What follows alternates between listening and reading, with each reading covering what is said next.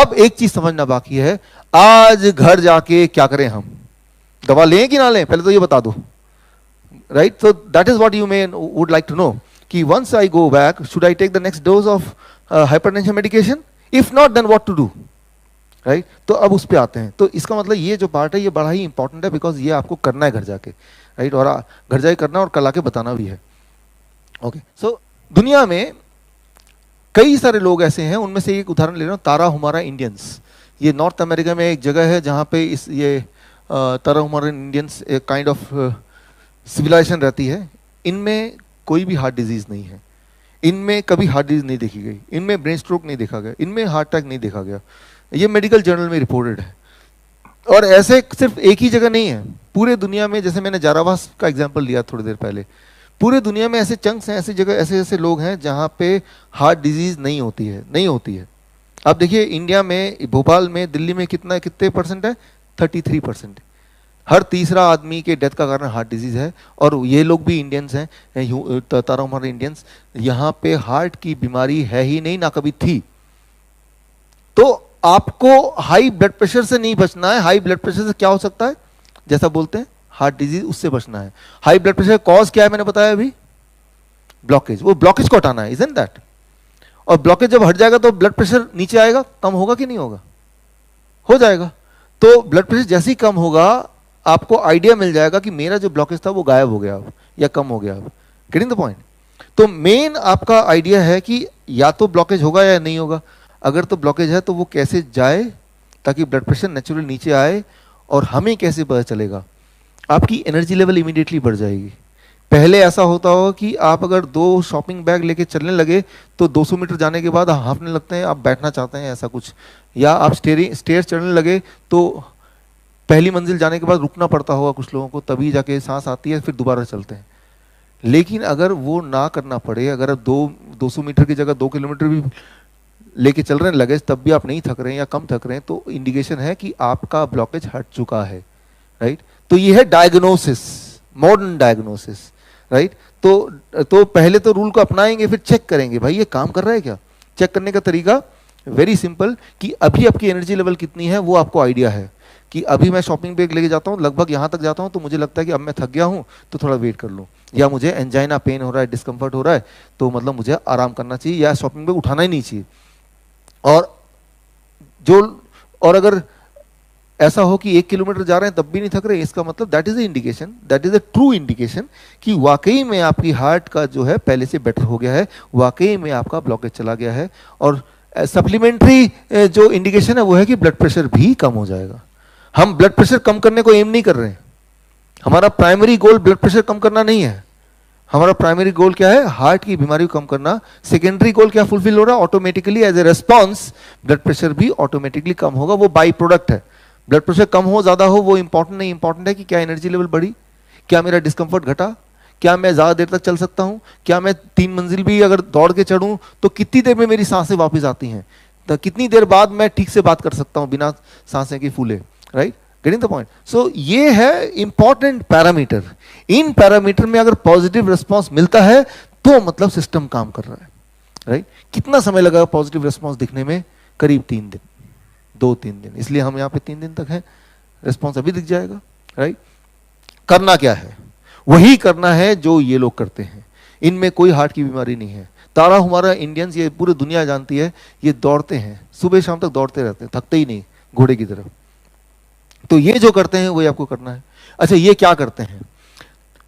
दुनिया में देखा गया कि ये ताराहुमारा इंडियंस या इस तरह के और भी पॉपुलेशन जहां पे हार्ट डिजीज नहीं है, वो सारे लोग सिर्फ एक ही काम करते हैं, एक ही काम। तो मतलब आज के घर जाने के बाद एक ही काम करना है, वो आपका नेक्स्ट स्लाइड है।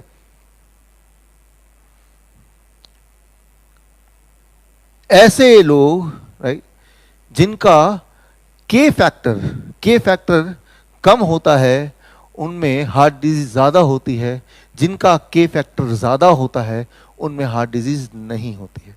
तो एक ही काम करना है, आपका जो के फैक्टर है उस के फैक्टर को ज्यादा कर देना है। अब जाहिर सी बात आप पूछेंगे के फैक्टर क्या है और कैसे इसको ज्यादा किया जाए, राइट? तो उसको समझिए, लेकिन ये मेडिकल भाषा में है पोटेशियम फैक्टर, राइट? लेकिन इसको सिंपल भाषा में आपको समझा देता हूं ताकि आप घर जाके कर पाए।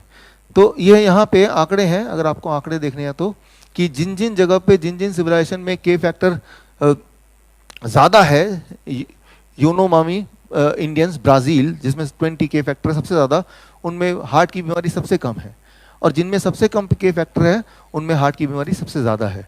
तो ये वर्ल्ड का एक कॉम्प्रिहेंसिव डेटा है जो आपके सामने इस वक्त है कि के फैक्टर अगर बढ़ाएं हार्ट डिजीज घट जाएगी। के फैक्टर क्या होता है उसको समझने की कोशिश कीजिए। इससे पहले एक बहुत ही इंटरेस्टिंग एग्जांपल है ये, फिनलैंड।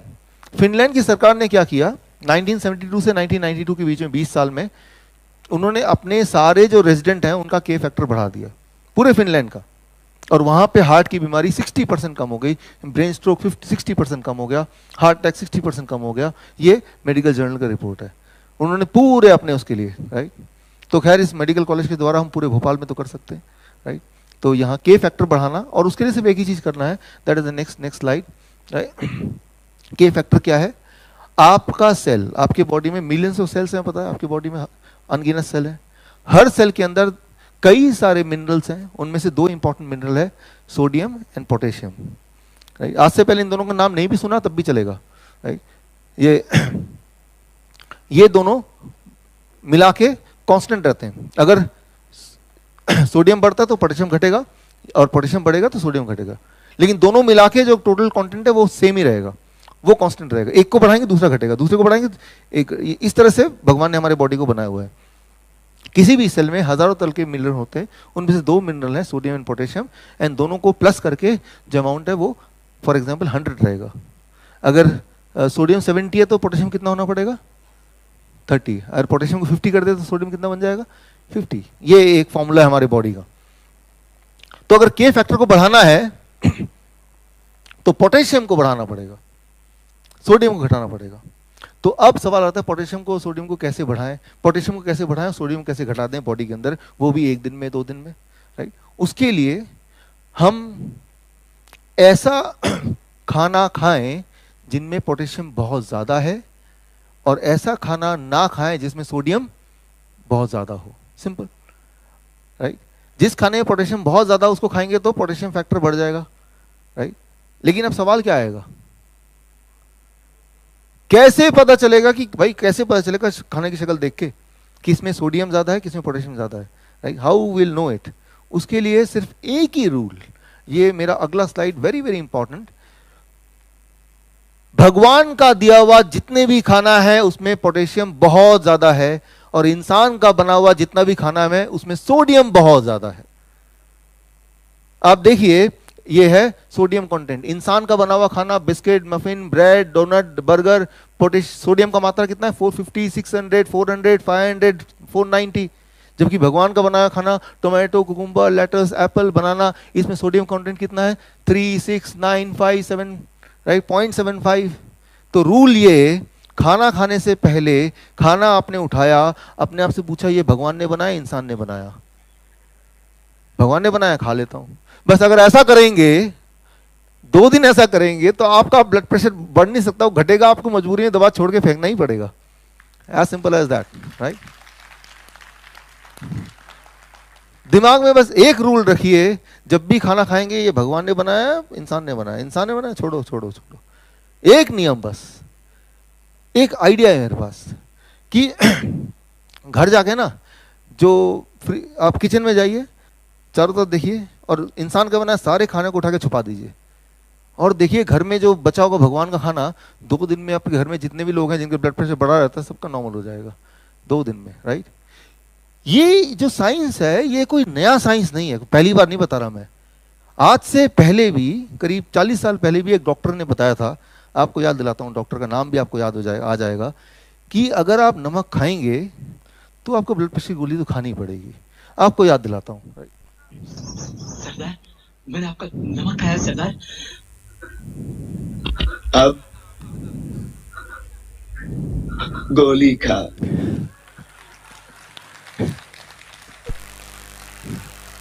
चालीस साल पहले बता दिया आपको, बात समझ नहीं है, अब समझ आई बात।